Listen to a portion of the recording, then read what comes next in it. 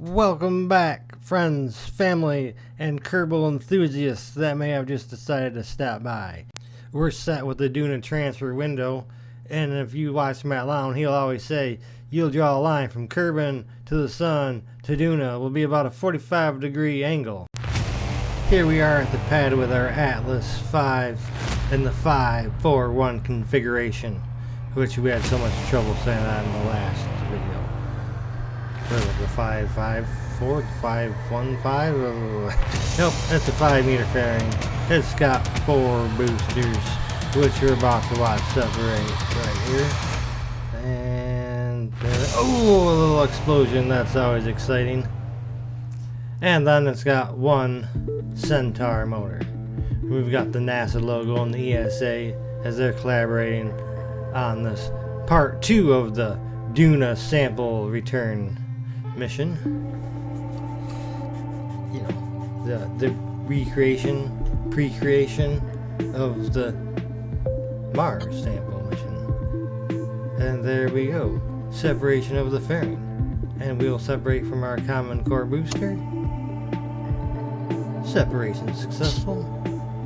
And there's our 1 Centaur with the sample retrieval lander, which has the sample retrieval rover, the Dave Duna ascent vehicle inside that fairing. So we will go meet up with the Kerbiverance rover, which has collected some samples and other great science. So then we'll bring it back, attach it to our Dave, which will shoot off into orbit to be the first ever interplanetary rocket. Well, not in Kerbal it won't be, but for real life style it will be. The Mars ascent vehicle will be the first rocket to ever launch from another planet. And that is set to happen in the coming year of 2028. And is expected to land 2029. And then there'll be a third part, which they're launching an Ariane 6. So they'll meet up with the ascent vehicle and bring the samples back to Earth, which will be our part 3. And here we are coming into Duna. We're going to get a nice little flyby hike. Just happened out to be that way. And then, with a little gravity assist from Ike, I guess you'd call it. Ike flyby. We're coming in. And we're going to do a capture. Is that the right thing to say? Aero capture. That's it. Yeah, we're going to use Duna's atmosphere to slow down. I think it's going to take us like 2 passes before we can finally get it in orbit. Or slow down enough to where we can land. I think that was more the plan. I don't really remember. It was just a couple days ago. Actually, I did this video a couple weeks ago, I think. Because I did all 3 of these videos, and now I'm slowly starting to put them out week by week. Here we go, back out into the deeper space and back in for another entry. So we were able to capture the first time, obviously. And now, to slow it down some more, get a lower orbit. And we head off one more time.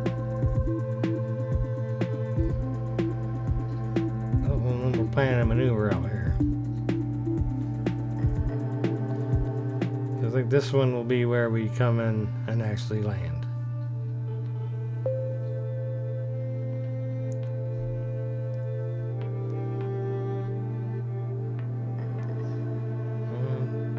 Zoom on in. Quick little 11-second burn.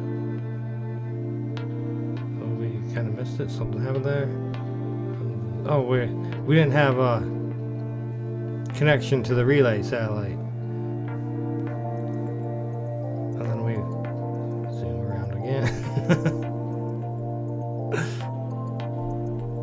here we go. Now we have... Yeah, so that first little burn got us out of the atmosphere, so we had a stable orbit.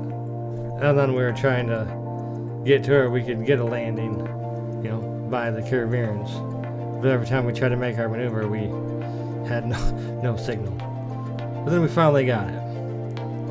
Now, we're going to detach the Centaur.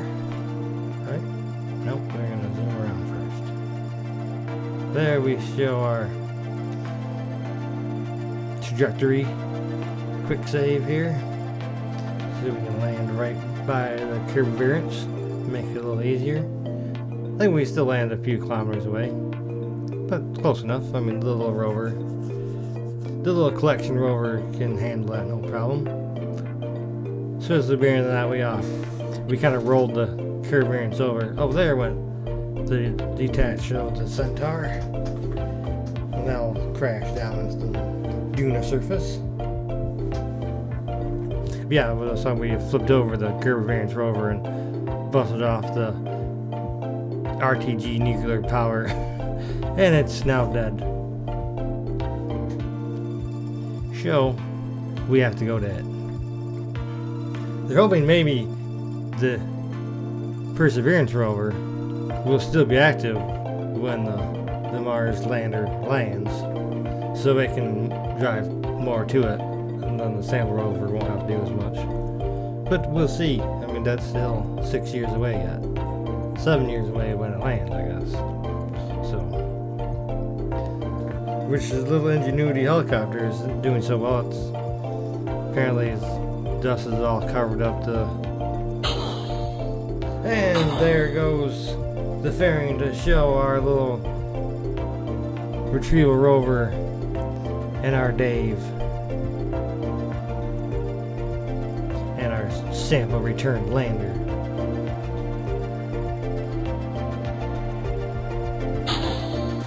And there went the heat shield and the fairing. As now we'll just parachute down in here. I tried to make it as close to the actual ascent vehicle, with it's going to be 2 solid rockets. So deploying the satellite there. Yeah, then we just attach the parachutes to it. It comes down and lands rather well, and then we got them on decouplers and they just go shooting off. Yeah, 1.4 kilometers away from... Oh, we almost tipped over. Good thing we didn't. I think I did tip over on my original... There we go, ejecting the parachutes. The original practice run through, I think it tipped over, but it had enough RCS to where it was able to right itself back up. But that didn't happen in this playthrough, luckily. Right, now we'll detach our little sample rover. And he's going to head on out 1.4 kilometers away and grab that science.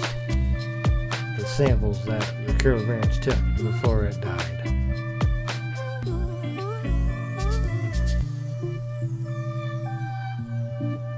And we're just zooming out. The rock.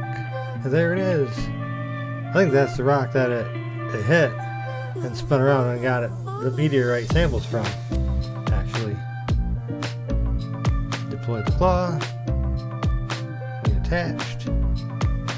Then I forgot that I thought it was just here dead because the antenna was down, so I put up the antenna thinking it was going to be able to work again. Totally forgot that it lost its power. I'm like, wait, it doesn't work. Oh yeah, okay, never mind. Switch it back to the little rover guy. The little sample finder. He's just a little tiny thing. And he cruises back to hook back up to our ascent vehicle, to the Dave. I like calling it the Dave. Duna ascent vehicle.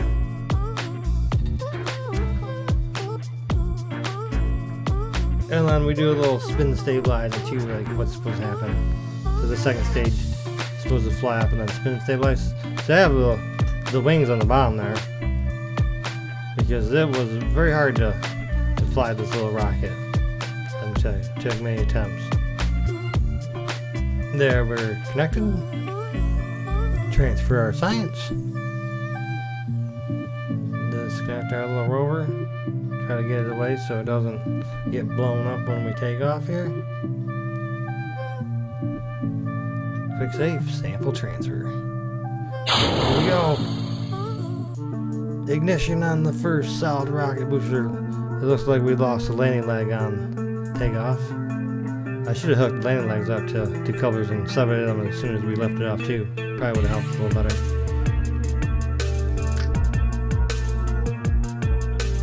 But here we go. Through the plasma layer.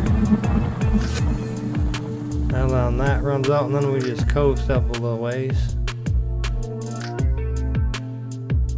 I think we even detach and coast even more too. Yep. Separate and continue to float up to apogee. We'll ignite that second little rocket there. Did I get pretty close? The expected thing on that's supposed to be 380 kilometers, I believe, was the orbit it's going to be in.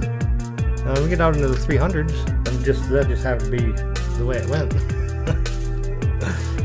I didn't even know about it until I was reading here on Wikipedia about the ascent vehicle. Yeah, the MAV would enter a 380 kilometer orbit. So our Dave went to a 317 kilometer orbit. Now we'll use RCS, flip around, lower our periapsis, drop that little second stage booster, boost back out to 350, and wait for the other one to get here in the next video. Don't forget to like and subscribe, watch all these other videos. Goodbye.